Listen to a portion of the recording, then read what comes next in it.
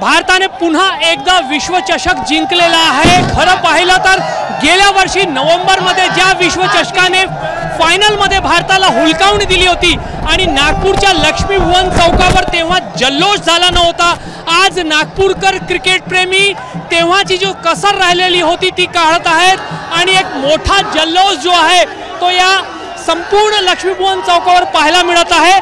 20वा षटक सुरू झाला आणि त्याच्या आधीच तरुण क्रिकेट प्रेमी जे आहेत त्या लक्ष्मी भुवन चौकावर जमलेले होते आणि एक मोठा जल्लोष, जेव्हा जेव्हा भारत मोठा मॅच जिंकतो, मोठी ट्रॉफी जिंकतो, या ठिकाणी असाच जल्लोष होतो आणि आज तशाच पद्धतीने एक मोठा जल्लोष होताना आपल्याला पाहायला मिळत आहे।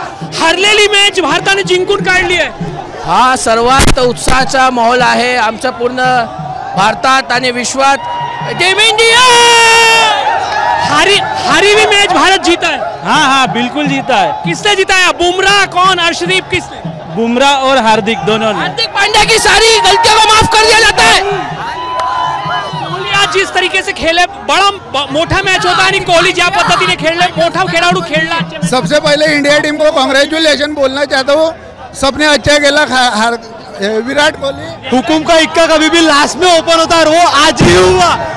तुम्ही पाहू शकता विराट कोहली सर्वात जास्त चाहते जे आहेत ते विराट कोहलीचे असतात आणि पूर्ण विश्वचषकामध्ये विराट कोहलीने आतापर्यंत कदाचित 75 धावा काढलेल्या होत्या आणि आज जेव्हा विराट कोहलीने 76 धावा काढल्या, भारत विश्वचषक जिंकलेला आहे आणि त्याच्यानंतर नागपूरमध्ये अशाच पद्धतीचा माहोल आहे। मध्यरात्रीपर्यंत हा जो माहोल आहे, हा जो जल्लोष आहे तो सुरू राहणार आहे। क्रिकेट प्रेमी आतिषबाजी करत आहे, ढोल नगाड्याच्या ताशावर नाचत आहे आणि कुठेतरी एक जो पराभवाच्या सावटामध्ये जो मॅच गेलेला होता, भारताने तो मॅच खेचून आणलाय आणि त्यामुळे क्रिकेट प्रेमींचा हा जल्लोष जो आहे तो नागपुरात आपल्याला अशा पद्धतीने पाहायला मिळत आहे। कॅमेरामॅन अतुल हिंडेसह रजत वशिष्ठ, एबीपी माझा, नागपूर।